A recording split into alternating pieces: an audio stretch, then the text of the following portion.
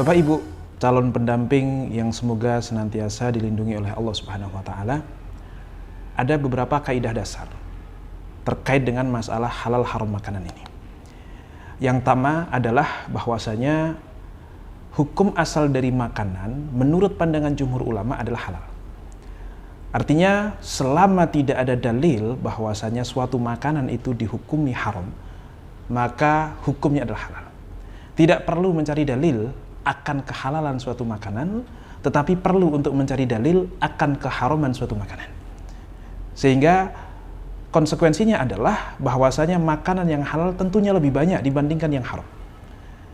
Dan ini berdasarkan firman Allah Subhanahu wa taala, "Walladzi khalaqa lakum ma fil ardi jami'a." Dan beliaulah Allah yang kemudian menciptakan untuk kalian segala sesuatu yang ada di muka bumi ini. Artinya memang apa yang di muka bumi ini diperuntukkan untuk kita, boleh kita gunakan, boleh kita konsumsi, kecuali yang kemudian Allah larang. Sebagaimana di dalam kisah Nabi Adam alaihissalam, Allah perbolehkan seluruh apa yang ada di surga, akan tetapi Allah hanya larang satu hal saja. Begitu pula apa yang ada di muka bumi ini, maka sejatinya semuanya itu halal sampai terbukti bahwasanya makanan tersebut adalah haram. Sampai ada dalil yang menunjukkan bahwasanya makanan tersebut adalah haram. Di dalam surah Al-Maidah disebutkan, "Uhillat lakum bahimatul an'ami illa ma yutla 'alaikum ghairu muhallis shaidi wa antum hurum."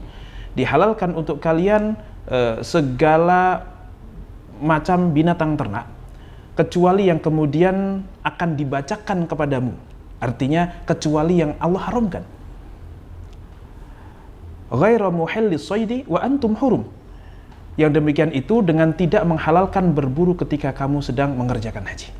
Ini adalah aturan yang pertama, kaidah yang pertama, bahwasanya segala sesuatu aslinya halal kecuali yang ada dalil tentang keharamannya. Dan paling tidak itulah jumhur ulama, pendapat jumhur ulama. Sedangkan seperti mazhab Hanafi justru sebalikannya, bahwa apa yang ada di muka bumi ini hukumnya haram sampai ada legitimasi atau dalil tentang kehalalan sesuatu tersebut. Baik, kemudian yang berikutnya, bahwasanya halal dan haram itu sudah jelas. Disebutkan di dalam suatu hadis riwayat Bukhari, "Innal halala bayyinun wa innal harama bayyinun." Bahwasanya sesungguhnya yang halal itu sudah pasti, sudah jelas. Wa innal haram bayyinun, dan sesungguhnya yang haram pun itu telah jelas.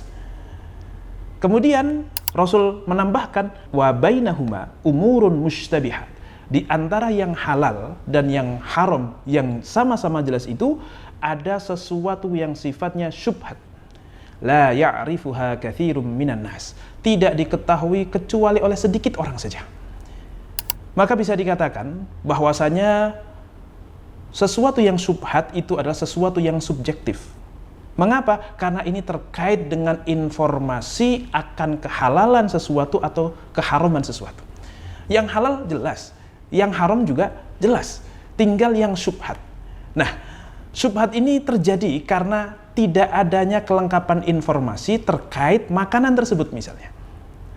Maka misalnya ada satu daging sapi. Kita ketahui bahwasanya yang namanya daging sapi itu adalah makanan halal. Akan tetapi sapi akan menjadi halal jika disembelih dengan cara yang syar'i, sesuai dengan kaidah syariah. Dan sapi yang kemudian, daging sapi yang kita hadapi di depan kita, apalagi itu adalah daging sapi impor, dipertanyakan apakah kemudian disembelih dengan cara halal atau tidak. Maka masuk ke dalam kategori syubhat. Kenapa? Karena tidak ada kelengkapan informasi atas barang yang akan kita konsumsi tersebut. Disinilah kemudian tugas BPJPH untuk memastikan informasi supaya yang halal itu terang kehalalannya. Oh, ini daging telah disembelih dengan cara syar'i, kemudian tidak ditambahi bahan apapun kecuali yang syar'i. Di dalam prosesnya pun tidak ada proses yang menyalahi aturan, yang kemudian bisa merubah sesuatu yang tadinya halal menjadi haram misalnya. Maka disitulah akan muncul kejelasan terkait informasi, dan ini merupakan tugas daripada BPJPH yang kemudian di antara stakeholdernya adalah para pendamping sekalian untuk menyampaikan informasi terkait apa yang terjadi di lapangan untuk kemudian dilaporkan kepada komite fatwa untuk kemudian komite fatwa menghakimi apakah makanan ini layak dihalalkan atau kemudian tidak layak dihalalkan.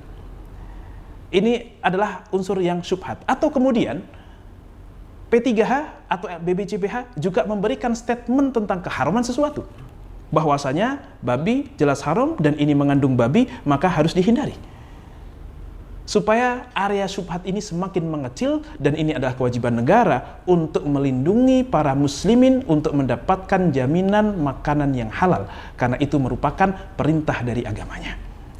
Kemudian yang berikutnya, kaidah terkait masalah makanan haram ini adalah makanan halal dan haram ini adanya dosa untuk mengharamkan yang tidak haram. Maka di dalam memberikan hukum atas suatu makanan pun sangat perlu hati-hati. Hati-hati di dalam menghalalkan sesuatu dan juga harus hati-hati di dalam mengharamkan sesuatu. Karena Allah Subhanahu wa taala berfirman di dalam surah Al-Maidah ayat 87, ya ayyuhalladzina amanu, wahai orang-orang yang beriman, la tuharrimu ma ahalallahu lakum, jangan sampai kalian mengharamkan apa yang telah Allah halalkan kepada kalian, wala ta'tadu, dan janganlah kalian melampaui batas. Karena perbuatan menghalalkan atau mengharamkan sesuatu tanpa dilandasi dengan kaidah itu adalah perbuatan yang melampaui batas. Kemudian di dalam masalah halal haram makanan ini pastinya akan ada perbedaan pendapat ulama. Karena dasar untuk menghukumi sesuatu itu halal atau sesuatu itu haram merujuk kepada satu ilmu yang kita sebut sebagai ilmu fikih. Yang mana di dalam ilmu fikih ini merupakan hasil kesimpulan ijtihad para ulama, sehingga berbeda ulama sangat memungkinkan untuk terjadi perbedaan pendapat.